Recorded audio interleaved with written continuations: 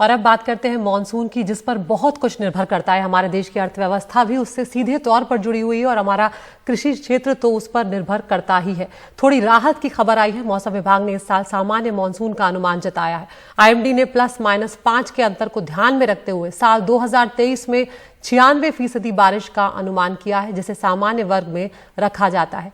IMD के मुताबिक El Nino effect का जो असर है वो मॉनसून के दूसरे भाग में हो सकता है। मौसम विभाग का ये भी कहना है कि एल नीनो वाले साल खराब मॉनसून नहीं होता है। एल नीनो और भारतीय मॉनसून के बीच सीधे सीधे कोई संबंध नहीं देखा है मौसम विभाग ने। मौसम विभाग का ये भी यहाँ पर कहना है कि जुलाई के अंत में एल नीनो का असर दिख सकता है, लेकिन इसका असर मौसम के दूसरे हिस्से में पड़ता हुआ नजर आ सकता है। उत्तर पश्चिम भारत, पश्चिम मध्य भारत और उत्तर भारत के कुछ हिस्सों में सामान्य या सामान्य से कम बारिश हो सकती है। तो सबसे पहले यहाँ पर हम आपको सुनवाते हैं डॉक्टर मृत्युंजय महापात्र, जो डीजी हैं मौसम विभाग के। उन्होंने क्या कुछ आज बताया है।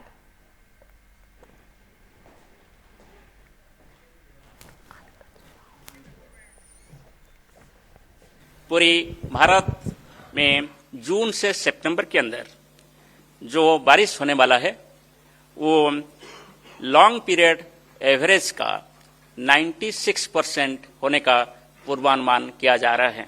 जब मैं 96% रेनफॉल का पूर्वानुमान कर रहा हूं, इसका मतलब है कि 87 सेंटीमीटर की 96% यानी लगभग 83.5 सेंटीमीटर रेनफॉल पूरी देश में रेनफॉल होने का पूर्वानुमान किया जाता है। और ये जो मॉडल का पूर्वानुमान है, ये मॉडल का एरर होता है +-5%, यानी 96% पूर्वानुमान के हिसाब से एरर हो सकता है, माने पूर्वानुमान का वेरिएशन हो सकता है 91% से 101%। और हमारे साथ खास मेहमान जुड़ रहे हैं। संजीव अस्थाना है, सीईओ हैं पतंजलि फूड्स के। संजीव जी, बहुत बहुत शुक्रिया, आपने वक्त निकाला हमसे यहाँ पर बातचीत करने के लिए। सबसे पहले यही समझना चाह रही हूँ आपसे मैं कि ये जो मौसम विभाग ने पूर्वानुमान जता दिया है कि सामान्य मानसून इस बार रहने वाला है, क्या कहीं कुछ ना कुछ इससे अब थोड़ी राहत जो है वो महसूस की जा रही है? क्योंकि पिछले दिनों हमने देखा है कि मौसम जो है उसने एक तरह से बेरहमी दिखाई है, खासकर कृषि क्षेत्र पर। नहीं, इसमें बहुत एक तरीके से राहत की न्यूज़ है, क्योंकि नॉर्मल मानसून्स का बहुत बड़ा इम्पैक्ट है इंडियन इकोनॉमी के ऊपर, और खासकर कृषि के क्षेत्र में तो बहुत ही ज़्यादा इसका एक डायरेक्ट असर पड़ता है किसानों के ऊपर। और तो हम लोग का अनुमान यही है कि अगर ये नॉर्मल मानसून रहेगा और +-5% जैसा कि आईएमडी ने डिक्लेयर किया है, उसका कोई ऐसा मैसिव इम्पैक्ट क्रॉप्स के ऊपर लगता है कि शायद ना पड़े। लेकिन बस मैं आपको यहाँ पे ये ऐड करना चाहूँगा कि एक बहुत ही आवश्यक है कि मानसून का डिस्ट्रीब्यूशन कैसा है, कि टाइमिंग ऑफ मानसून अगर बहुत लेट हो जाता है तो उसमें दिक्कत आती है, और बहुत पहले अगर ज़्यादा एक्सेसिव हो जाता है तो उसका डिस्ट्रीब्यूशन बहुत आवश्यक है। और एक तरीके से टाइम, और दूसरा चीज़ है कि देश के जो क्रॉप के कृषि के जो मेन क्षेत्र हैं जो कि ग्रोइंग खरीफ क्रॉप के लिए बहुत आवश्यक हैं, उसमें भी बहुत आवश्यकता है कि वहाँ पे मानसून अगर नॉर्मल रहेगा तो मेरे को लगता है कि देश काफ़ी सक्षम है इसको डील करने के लिए। जी, तो आपने डिस्ट्रीब्यूशन की भी बात यहाँ पर की है जो बहुत महत्वपूर्ण है। यहाँ पर अस्थाना साहब ये भी समझना चाहूंगी कि इंडस्ट्री के लिए आप किस तरह का असर देख रहे हैं आगे आने वाले वक्त में इस मौसम के, इस मानसून के हिसाब से?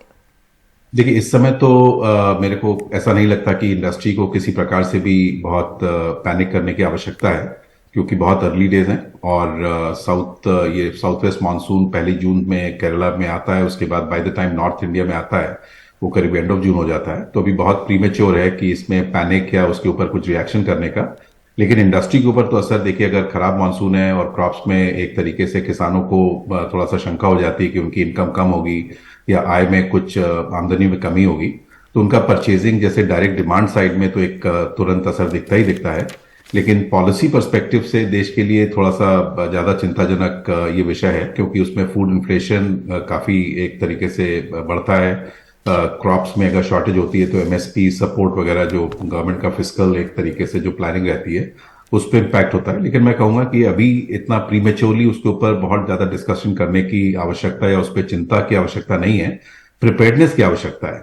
तो जैसा सरकार ने बोला कि किसानों को किस प्रकार से अपने क्रॉप्स को एक्स्ट्रा ध्यान देके, अगर मानसून में कमी भी है तो बहुत सारी तरीके हैं जिसके हिसाब से बेटर मैनेजमेंट हो सकता है क्रॉप्स का। उनको सलाह देना, एक्सटेंशन डिपार्टमेंट को उनके साथ वर्क करना, प्राइवेट सेक्टर को उनके साथ वर्क करना, जो ये फार्मर प्रोड्यूसर ऑर्गेनाइजेशंस हैं जो लोग मैनेज करते हैं उनको तरीके से करना।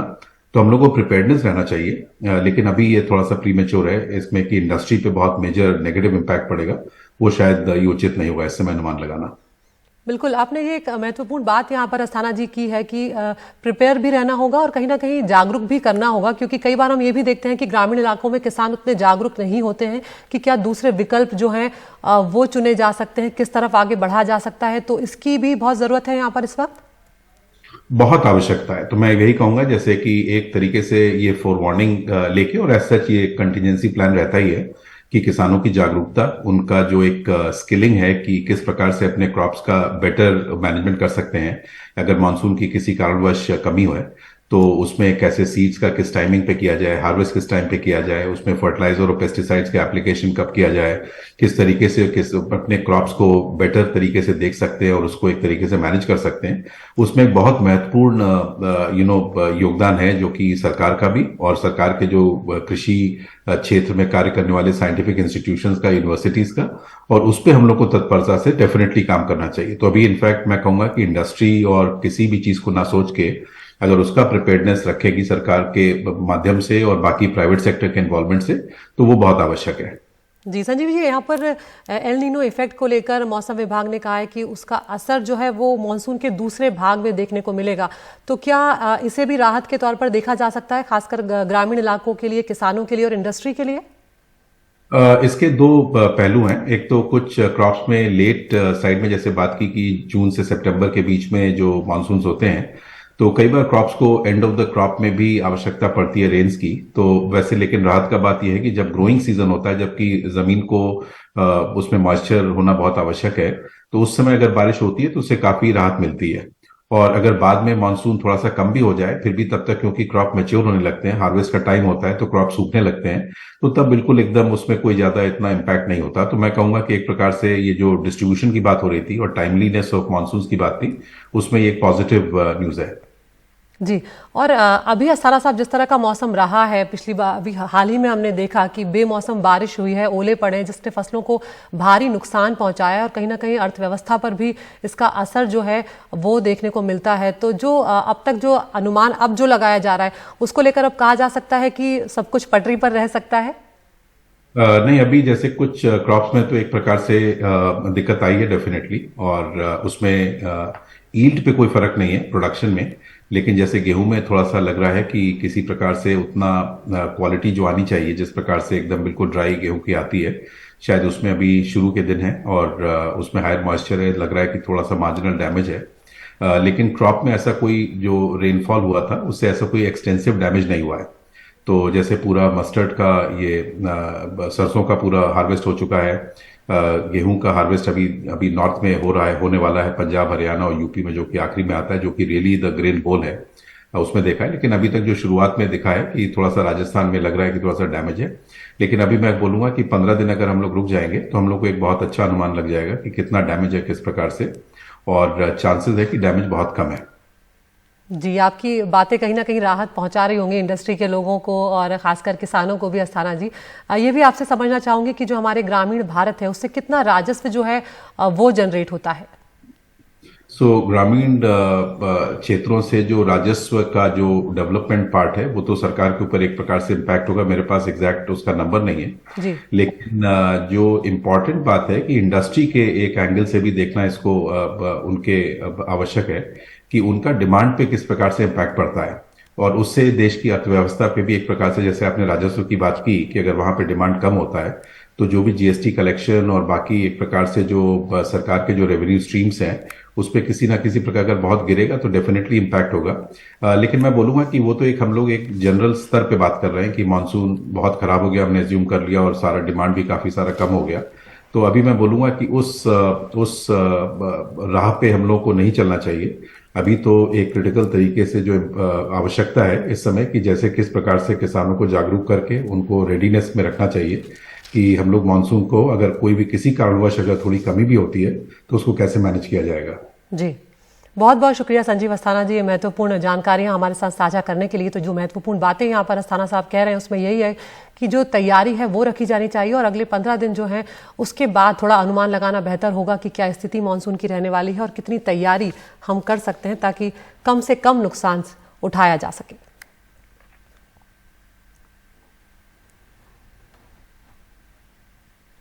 एक और खास मेहमान हमारे साथ जुड़ रहे हैं, डॉक्टर अंजल प्रकाश, एसोसिएट प्रोफेसर हैं भारतीय institute of public policy ISB के। बहुत बहुत शुक्रिया अंजल प्रकाश जी, आप हमसे जुड़े यहाँ पर। ये जो अभी मौसम विभाग की तरफ से अनुमान जताया गया है सामान्य मानसून का, एक तो सबसे पहले इसको लेकर आपकी पहली प्रतिक्रिया मैं जानना चाहूंगी, क्योंकि भारतीय किसानों के लिए ये काफी महत्वपूर्ण होता है। नहीं, ये अदिति जी, ये बहुत बड़े राहत का विषय है ना। अभी तो देखने के बाद मुझे बहुत राहत मिली कि कम से कम इस साल जो है नॉर्मल मानसून होगा। लेकिन आप ये भी देखें कि जैसे आईपीसीसी की रिपोर्ट जिसका मैं पार्ट हूँ, we have also been predicting कि ये जो है मानसून है वो बहुत ज्यादा उसमें चेंजेस आने वाले हैं।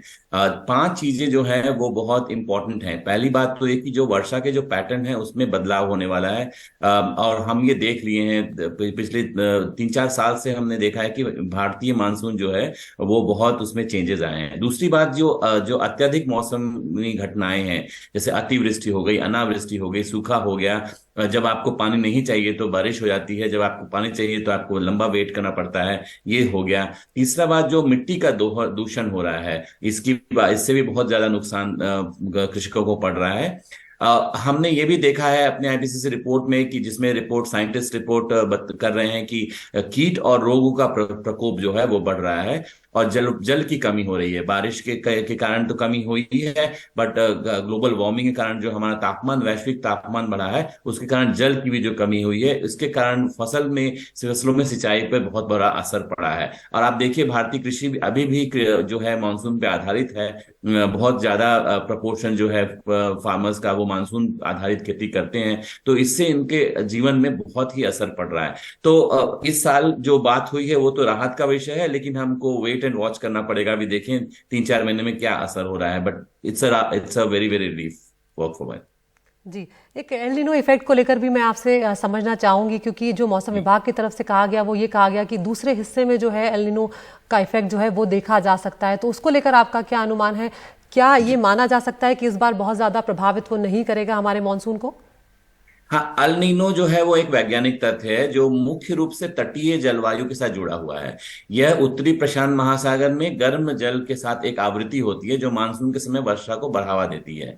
सो अल नीनो का जो असर है वो जलवायु को में असंतुलन लाता है और विभिन्न देशों में मौसम में बदलाव लाता है, और इसका असर भारतीय मानसून में वर्षा की मात्रा में कमी होती है उसके कारण होता है, और उसके कारण कृषि उत्पादक में असर डालती है। लेकिन अल नीनो के असर जो है वो वर्षा के मात्रा में कमी के साथ साथ तापमान में भी बदलाव करती है, जो विभिन्न राज्यों में के लिए अस्तित्व के लिए बहुत बड़ी चुनौती है।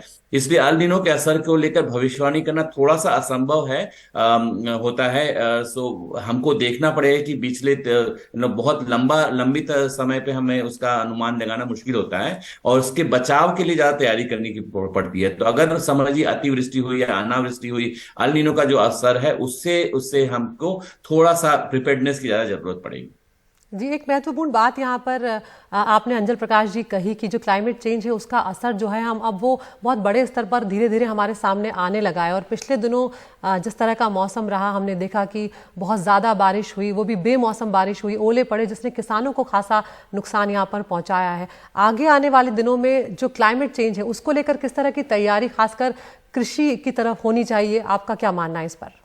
देखिए अदिति जी, सबसे बड़ा जो असर है क्लाइमेट चेंज का वो 2 सेक्टर पे है। कृषि सबसे ज्यादा है, क्योंकि कृषि जो है वो क्लाइमेट सेंसिटिव सेक्टर है।